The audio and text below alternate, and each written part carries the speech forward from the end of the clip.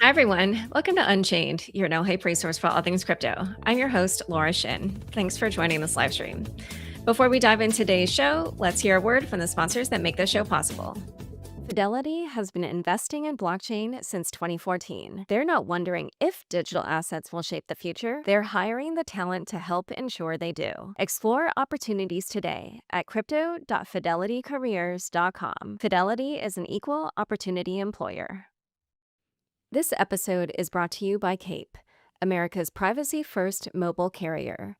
Same premium service you'd expect from any other carrier, but designed so your number, your location, and your data actually stay yours. Get 33% off 6 months at cape.co/unchained. Quick plug before we keep going. If you want crypto news without the hype, subscribe to the Unchained Daily. It's our free morning newsletter, the day's most important stories explained clearly in a few minutes. Sign up at unchainedcrypto.com/newsletters. Today's guest is John Wang, head of crypto at Kalshi. Welcome, John. Thanks, Laura, for having me. Kalshi, which is the largest prediction market in the US, just brought the first US crypto perps onshore. And that's a feat because the offshore market is $90 trillion. It's huge. I've had seasoned traders and finance execs on the show say that they thought perps would eat the world. And this is also Kalshi's first non-prediction market trading product.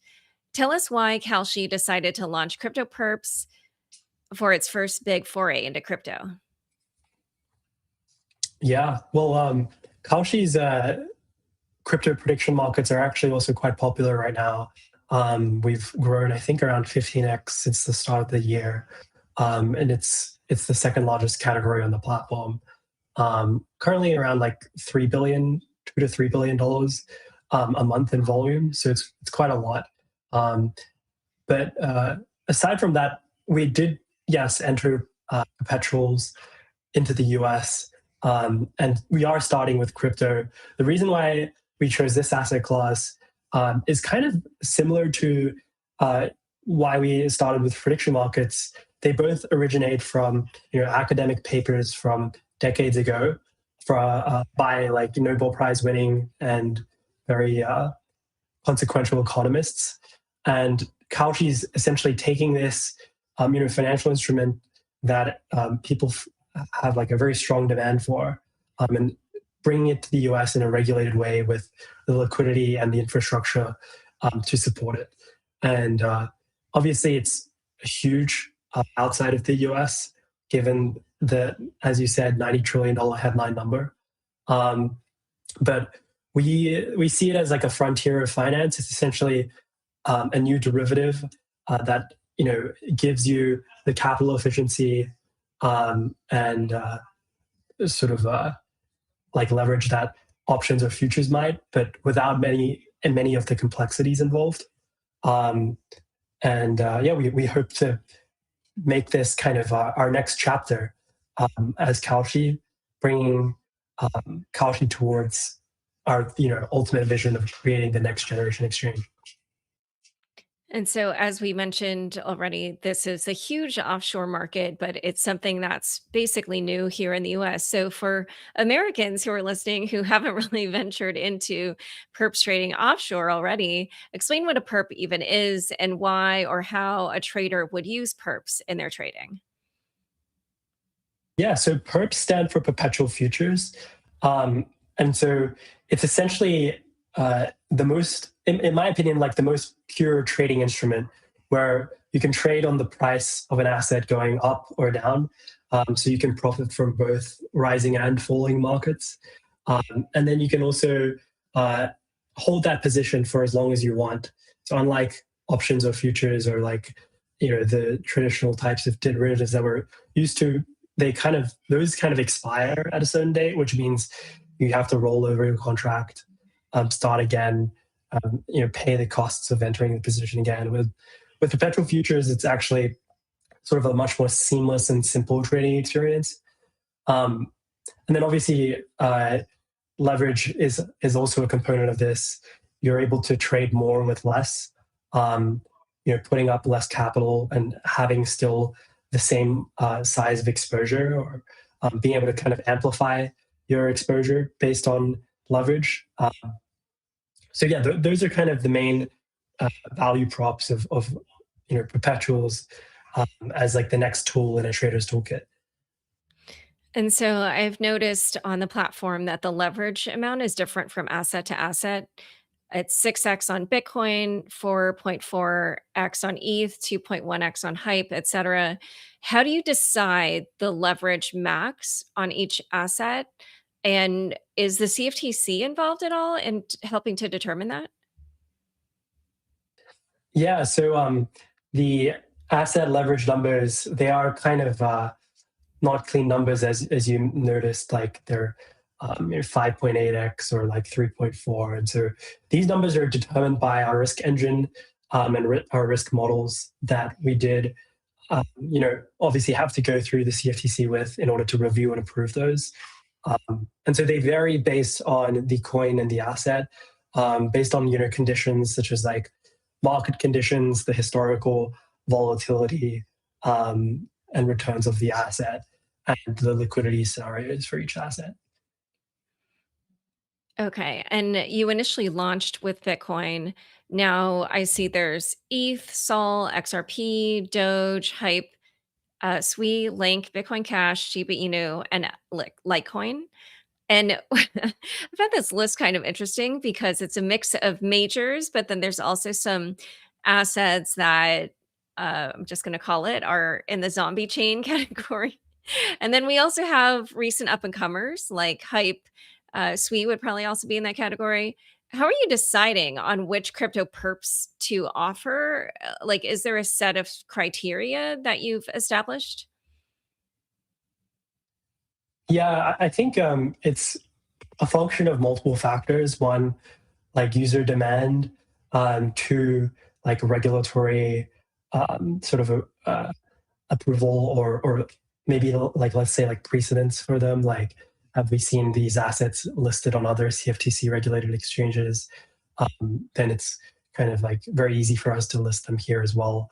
But we are just getting started, and we will be expanding the asset list going forward into the future. We don't really have like strong, I guess, like preferences for not listing assets or listing assets. We do want to provide like the best asset diversity.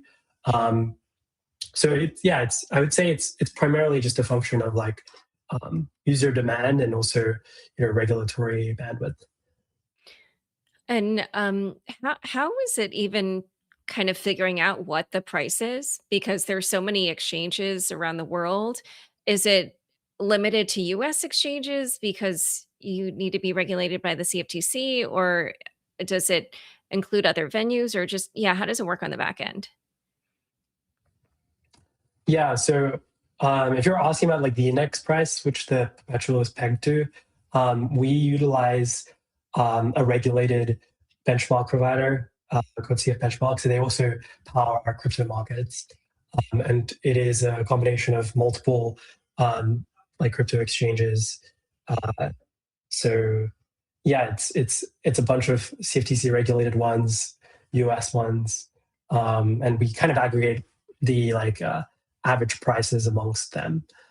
There's a whole methodology to it to ensure that it's like as tamper proof as possible. And so far has been, at least for the many months that we have our crypto prediction markets running, which also run on the same infrastructure. And is it um like volume weighted?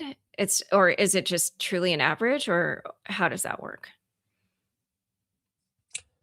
Yeah, it's honestly, there's actually like a 30-page methodology document on it. So there's like a lot of nuances to it. Um, for perps, we just take the price as it comes in through that feed. For prediction markets, we take a 60-second time weighted average. Okay. So Arthur Hayes was on the show recently, and he was talking about how the metric to track when it comes to perps is trading volume versus open interest. I actually tried to figure out what this was on Kalshi. I could not figure it out. Is that like a public figure that people can see? Like it looks like that, you guys have touted some trading volume numbers, but not open interest. Or, feel free to correct me if I'm wrong about that. Yeah, it's those are definitely all important metrics, and we are in our early days still as an exchange. I mean, we really launched publicly. Well, our waitlist was kind of live like around like 2 weeks ago, and then real public access, I'd say like over the past 2 to 3 days. And so it's very early days for us. We are getting into the motion of things. I think it's like these types of metrics are probably more meaningful to look at as a function of growth over time. Um, so yeah, I think they're both quite important, and we're definitely looking at them to grow both.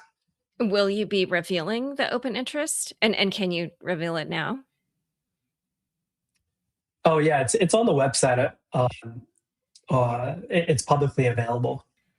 Oh, okay. I don't know why I couldn't find it. Is it on the perps page, or I didn't see it there? Yeah, it is. Yeah. So so when I'm on the perps page, it's just listing um the perps. If I go into, yeah, if I search for it on a specific perp, it doesn't list it. Oh, it should be available if you click into like the page. Yeah. Okay. Okay. I don't see it here, but okay. Um so I did also want to ask, so as we talked about, perps have not existed before in the US. And actually, sorry, before I move on. So what is the open interest then right now?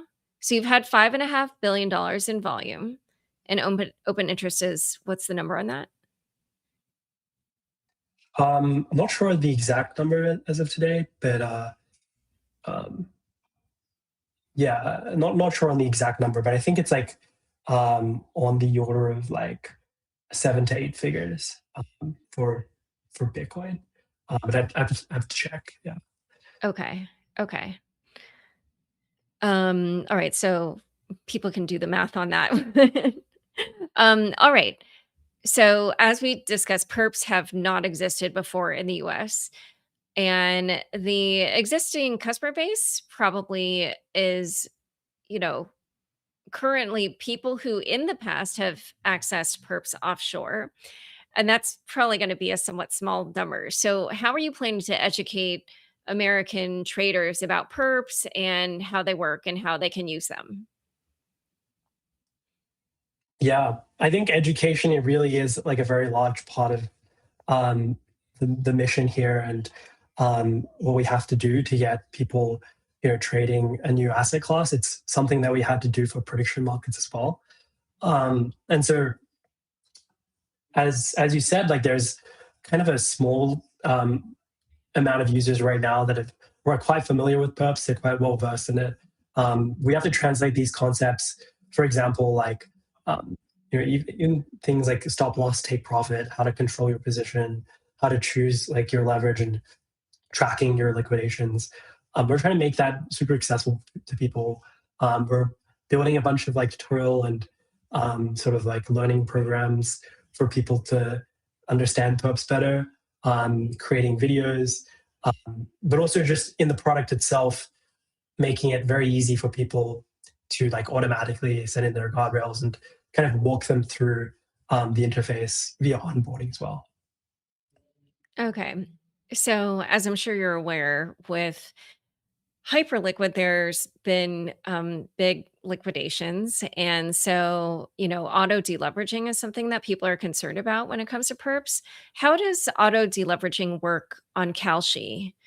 And just to explain, this is, if someone has a position where the bet they've made is potentially going to go underwater, and they would need to be liquidated. So go ahead and kind of maybe contrast and compare how ADL works on a venue like Hyperliquid versus how it works on Kalshi. Yeah. So on Kalshi, our risk system is somewhat different from that of offshore exchanges. We have like a multi-layer margin model and risk system that essentially um, protects against like sort of force majeure scenarios such as that. Um, and like particularly, we have like a guarantee fund in place that is backed by some members of the exchange, and also um, Kalshi itself is depositing into that guarantee fund, which is essentially like this layer of protection that happens during scenarios where liquidations go awry, or like the market moves in a very volatile way very quickly. So it kind of bites into that to cushion any sort of any of those types of volatilities. And obviously, I'm not the chief risk officer at Kalshi, so I'm not super well versed in these specific uh, like margin models that we utilize. Um, we have a bunch of quants in the team that are much smarter than me that work on that. But yeah, there are definitely a lot of different like protections that we've had to like put in place when it comes to being in a CFTC regulated environment. For example, having a clearinghouse, having segregated customer accounts, and also this guarantee fund is something that's required. Well, one question is just, on a venue like Hyperliquid, the first traders whose positions would be forcibly closed would be the more profitable ones. Would that ranking be the same on Kalshi? That doesn't happen in like normal scenarios. I believe like we have essentially like a few layers of protection, um, including the risk tranche for the guarantee fund. So yeah, I wouldn't say like in back tested scenarios we would have triggered like an auto-deleveraging. But yeah, there's like multiple layers to how it works at Kalshi's perpetuals exchange. And so I think the first line of defense is kind of that guarantee fund. Okay. So, when you talked about the different types of materials that you were preparing for retail to understand what they're engaging in, what are some of the kind of, things that you would want them to know to not have a situation where they got forcibly liquidated? Or, just anything else that you feel is necessary for them to know to trade perps? Yeah, I think we make it easy for you to set a take profit and stop loss. And so putting in those guardrails when you're making a trade and like kind of thinking through like where you want the trade to be and where you'd want to stop out of the trade, for example, those I think are really important. Um, and then um, just kind of being able to like, we make it easy also for people to size their positions with isolated margins, kind of the default. Um, so just like measuring out the amount of like cost you'd want to put into a certain position. That's also something that we care about. And then like I think just recurrently you're checking in on your position. We show like your health factor, for example, on the exchange. Just checking if your position is healthy. If you need to like top it up, we kind of provide you the directions if your position is looking like at risk. So I think really just like utilizing the interface, the tools that we give you, um, as as well as you can. That's probably my best advice. All right. So Terry Duffy, the CEO of the CME Group, recently said that he felt crypto perps were, quote, a disaster waiting to happen. He said, I believe the market has been supplanted by the speculation market, and that does not suit anyone's interest. He claims that the combination of extreme leverage and automatic liquidations will hurt retail investors. What's your response to his criticism? Yeah. Well, Terry's obviously a titan of the financial industry. So we at Kalshi have a lot of respect for him and what the CME group have done. Um, but I think those particular points, we at Kalshi are building like we're bringing this perpetual futures instrument, and we're building it in the same kind of framework that the CME, for example, and many other derivatives and futures exchanges in the US that are regulated by the CFTC. We're bringing it under the same framework that they are. And so the risk models that we've been employing are, for example, very similar or kind of model off of industry precedents. So I think leverage, was another point that he was mentioning, like how perpetuals are kind of like a leverage product. But on the CME and SIBO and other types of exchanges, there are futures products which have like much higher leverage than the perpetual futures we're offering on our platform. So I don't think by any means we're offering like a instrument that is like very, very different from like a risk perspective compared to like the largest derivatives that are currently trading and available to US customers on the other largest derivative exchanges. Okay. So in a moment, we'll talk about the pitch that Kalshi's making to institutions. But first, we're going to take a quick word from the sponsors who make this show possible. Fidelity has been researching and investing in blockchain since 2014, long before it was a headline. And they're hiring crypto and DeFi professionals to join their team and discover what's next in finance. Fidelity is looking for people with fresh perspectives from different backgrounds, whether it's tech, UX, or product design, whether you're crypto savvy or crypto curious, as long as you have the passion to make a real impact at a company striving to make finance accessible to all. Explore crypto careers at Fidelity today and make the decision that could change your future for the better. Visit crypto.fidelitycareers.com to learn more. That's crypto.fidelitycareers.com. Fidelity is an equal opportunity employer. If you hold crypto on your phone, your biggest vulnerability isn't your wallet, it's your carrier.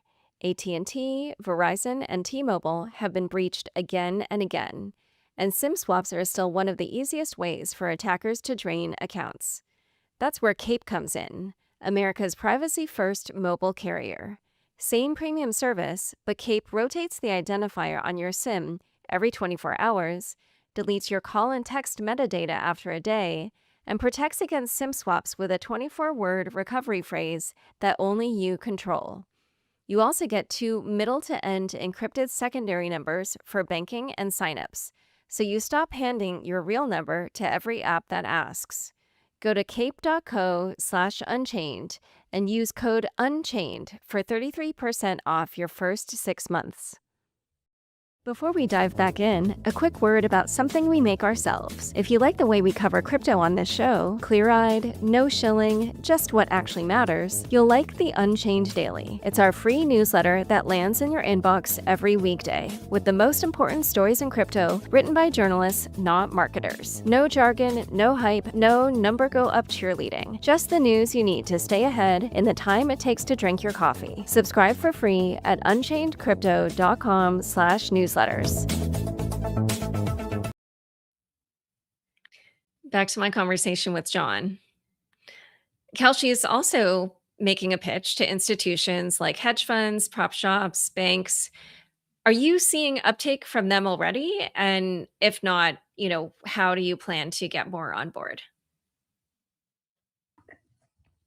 Yeah, well, specific to crypto, there was some interesting trades recently, block trades done on our exchange and OTC trades done like priced using Kalshi odds, particularly like on the Clarity Act passing. So I think Arca, Galaxy, and another like undisclosed counterparty, they conducted some large trades essentially around this. Where they were hedging out their portfolios based on the Clarity Act odds on Kalshi, which have fluctuated a lot over time. So that's actually one sort of like very public institutional use case that has been released. related to crypto, then we've had a bunch of even like small businesses hedge out their trading risk. Sorry, not their trading risk.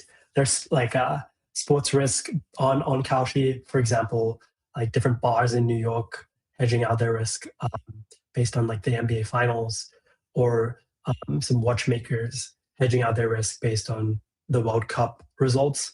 And then from like larger institutions, we've gotten a bunch of sort of institutional integrations with all of the like FCMs and like types of prime brokerages and trading terminals that many of these large hedge funds utilize. And so they're essentially able to like access Kalshi now through those means. And that's kind of one of our, I would say, like differentiating factors being in the US for institutions, for Perps, for example, is that we can plug into the same infrastructure that institutions currently have their assets parked into and all their workflows parked into, and sort of utilize that like network and like entry point for institutions to be able to trade on our product. And going back to the Terry Duffy comments, I noticed that you hired a risk manager from CME, and also that you hired someone from Morgan Stanley. And I started thinking, well, maybe Terry Duffy's comments had to do with the fact that it almost looks like Kalshi could become a competitor to CME. Do you feel like you're headed in that direction? Who do you think of as your main competitors? Yeah, I mean, Kalshi's ultimate goal has always been to build like the largest exchange on the planet. And so we, you know, I guess we don't really like particularly like look at competitors in our every single like day to day. For example, like perpetual futures. We were like kind of the first to bring that to the US on the day of approval. We were like the only domestic Perps exchange approved. If we were looking at competitors, like we wouldn't have done that. So I think ultimately, like every exchange is vying for traders. They're vying to build good trading instruments. And our next chapter is to expand beyond prediction markets. Yeah, well, I mean, clearly you're that's what this particular episode is all about. Well, let's talk about where Kalshi perps might go in the future. I saw something that said it looks like perps on agricultural commodities will not be allowed. But are you considering launching perps on other asset classes such as stocks, indices, commodities? And if so, how would you decide which of these to roll out? And what type of review process do you do? And does that, entail the CFTC? Yeah, so we are starting with crypto and have other asset classes on the way. It's the timelines for those are still, in flux, but we are kind of working internally and working with the regulators to get those underway. Can you reveal what asset classes you're looking to add next? Unfortunately, not on the Unchained podcast today, but maybe sometime in the future. And actually, I meant to ask this earlier about the crypto perps that you have. What number, like, are you aiming to just do that pretty much for every crypto asset, or, and how quickly can you add each one? Yes, I think we can self-certify our assets, so we can actually just like add them, subject to like some level of common sense and review from the CFTC. We can add them pretty quickly. We have to build our own risk models for them, make sure like all the systems are tied, and then list them. And we're definitely going to list more. I don't think we're going to go like into the super tiny microcap territory. But yeah, like we definitely want any sort of like really topical asset that people are trading to be listed on the platform. And there are definitely quite a few, I think 3 or 4 right now that we're missing that we're soon to be adding that people are trading very heavily at the moment. And to go back to adding new asset classes, do you have to work with the CFTC on each of those? Yeah, so this is like a public thing, but for every single new asset class, we do have to complete, I believe what it's like a 40.3 filing. So those do take, those are actually like, yeah, like sort of official filings that we need to make, as opposed to like listing a new asset in the existing asset classes that we've been approved for, which is currently just crypto. And if you end up rolling out perps on single stocks, do you have to engage with this SEC on that?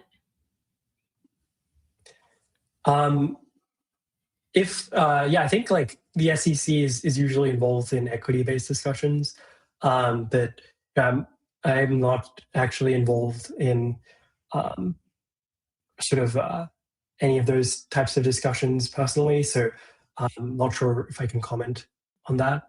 But just like in general, I believe you have to talk to the SEC if you want to do equity stuff. Okay. So, as we talked about, uh, perps are just so popular outside of the US. And now that the CFTC is allowing them to come on shore, there are other players who are moving into this area. Coinbase already had launched a perp-like product, was structured a little bit differently, but effectively it was kind of the same thing. That was before this latest CFTC approval. Kraken acquired Bitnomial to gain access to perps.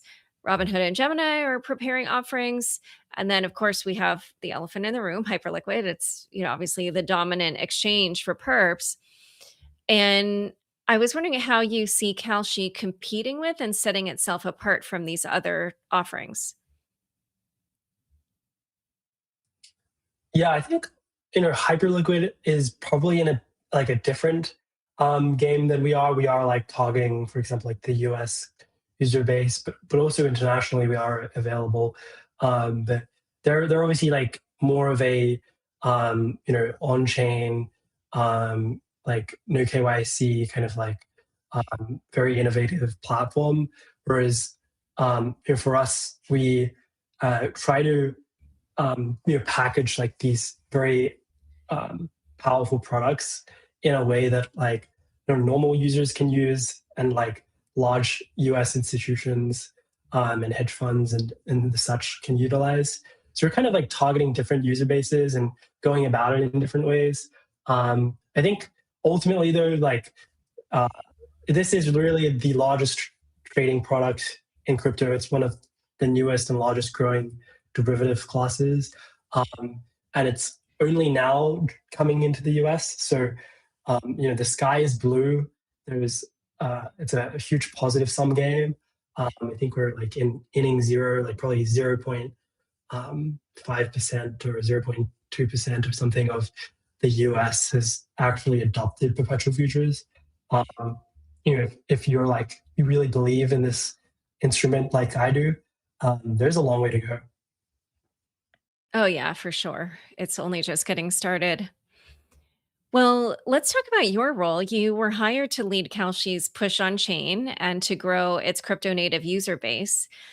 And, I was wondering how you think about your approach to that mission, especially during this time when AI has pulled a lot of attention away from crypto. We're sort of in a bear market. What's your approach to your job? Yeah, I think there are a lot of lessons to be learned from like the crypto industry, how the industry approaches things. I think the like crypto industry, there's been a lot of learnings that we've had around you're building trading interfaces, how to go about like marketing and acquiring users, what even like lessons or sort of like battle scars that we've seen happen in crypto that we might like want to avoid in the way that we approach things. For example, like being building like onshore instead of offshore, or like building in like a regulated way to ensure that disaster scenarios such as FTX don't occur. And I think the crypto, like as you said, has been in a bear market with AI sucking up a bunch of liquidity from other industries. I think Kalshi is in quite a unique position where we have a large amount of the U.S. consumer base joining, and many of these people have either like not really heard or not really used crypto before, or if they've used it like maybe once or twice and touched Bitcoin. And I think our products really just make crypto more accessible to people. That's why it's like I guess like had so much demand on our platform. It's kind of like a new user base that we're targeting with like a new form factor. So hopefully, like the net result of this is that more people are aware and are actually like actively trading crypto because of the products that we've provided. Yeah, Kalshi has actually also been engaging in tokenizing your event contracts on chain with Solana. I think that's been pretty small, but I'd be curious to hear, what interested you in doing that, and then what lessons you've learned from seeing how that's played out. Yeah, I think the primary motivating factor was kind of like um, well, firstly is I think DFlow here, which I'm wearing the jacket. They were the ones that tokenized these on chain, kind of as like a third party, and they worked I think closely with Solana to do that. And the thesis they had was getting event contracts on chain would be super cool, and that getting them inside of like the largest on-chain wallet interfaces would be very valuable to users. I think some people definitely found it useful, and it got integrated in a bunch of different places, such as like Phantom, Soulflare. I think Jupiter also did their own version, but I think most users kind of like prefer going on Kalshi directly. I think the form factor that we've like built into our interface makes it so that people just find it like very very attractive to go there. But we also have like brokers elsewhere that are like integrated with the exchange, such as like Robinhood or Coinbase. So users, there's always like migration in and out between the users that want to live on their like home app versus like maybe they want to get a more native trading experience and they kind of bridge directly to Kalshi. All right, so I know that you are the head of crypto at Kalshi, but I can't help but need to ask you about some of the top news stories involving Kalshi, especially in the prediction market arena. So Kalshi and Polymarket really have been kind of in this tug of war between the states and the federal government over, whether or not what you're doing and qualifies as sports betting, and whether or not it should be allowed, whether or not states can regulate you, and whether the federal government has more jurisdiction. So, what's your take on how that tussle is playing out? And, give us your kind of view on why it is that Kalshi should not be regulated at the state level and doesn't count as betting. Yeah, honestly, I would leave the legal questions up to the legal team at Kalshi. I'm not super versed on that on a day to day. I wish I was, but um, uh, yeah, I think those guys can really they're really into the details. So Okay. Well, so another area that people are interested in is there's been quite a lot of concern about insider trading on Kalshi. And I wondered if you could talk a little bit about how Kalshi is approaching that problem? Yeah, so insider trading is definitely like an issue across all markets. There's always asymmetric information, um, in the stock market and um, even commodities markets we've seen as well. But prediction markets are obviously event based, so there are like sort of differentiated and acute insider trading risks that apply to this industry as well. Um, and we have a lot of protections and mitigations in place to ensure that we preserve the integrity of our markets.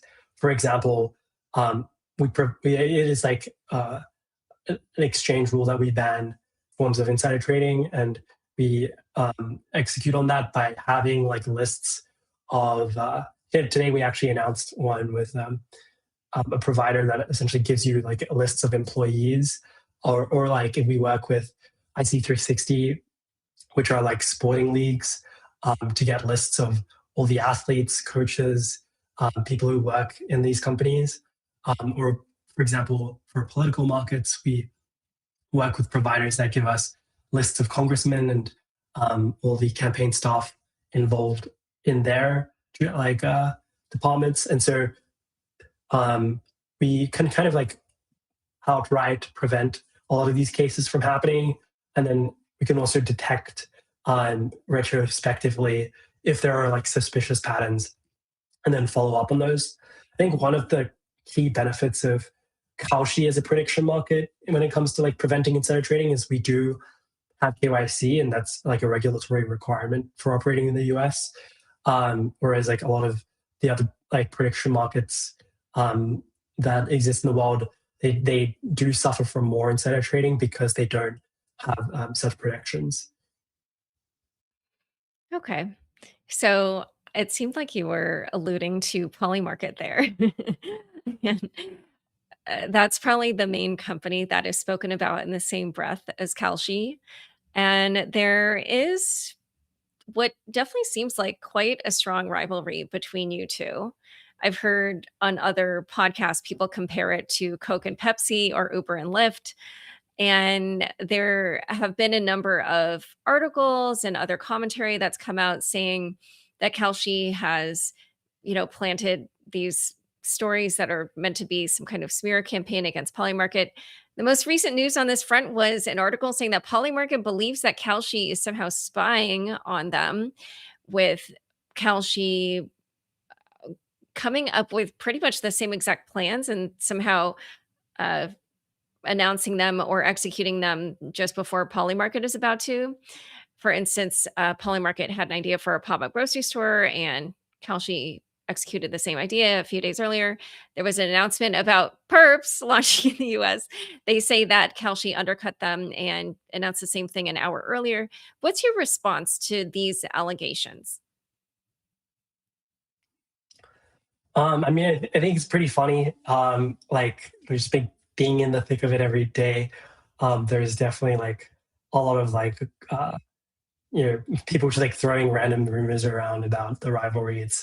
I don't, yeah, I don't know if I've seen that exact article, but at least for the specific Perps example, uh, I believe we didn't actually announce Perps that day. It was leaked, like outside of our, I think specific, like it wasn't like intentional. If that makes sense, it was like leaked by a journalist on that day, and then Polymarket announced, I think, a few hours later after it was leaked publicly by a journalist that we were releasing Perps.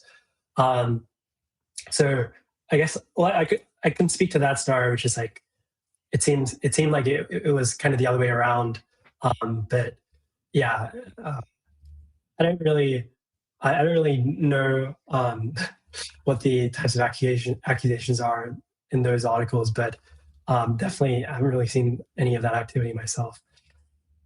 Okay. Yeah. I mean, I see so much commentary about this on Twitter. I think people love to engage in, yeah, gossip about those kinds of things. Well, last question. So, Cal, she just raised a new $1 billion round led by Co2 in May at a $22 billion valuation. Tell us a little bit about what the what is next on the roadmap for Kalshi? Yeah, I think it's an extension of what we've been doing so far with uh, like, increasing our institutional adoption. Growing Perps is huge for me as well. Um, Getting more brokers onto the platform now with Perps as well. It's like a new asset class that we have that we could run a lot of the similar strategies that we've done for prediction markets for. And yeah, I think getting more hedging use cases. I think we're at a scale now where the liquidity and the volume on the exchange is mature enough to facilitate a lot of institutional use cases. And so those I think are exciting. But it's I think honestly it's like a stacking of like things day to day, ensuring that the exchange gets better and better. The users feedback we listen to and implement their changes to, and constantly like iterate towards building a better product. All right. Well, thanks so much for sharing all this news about Kalshi, and we look forward to seeing what you do next. Thanks so much for having me on. Thank you, Laura.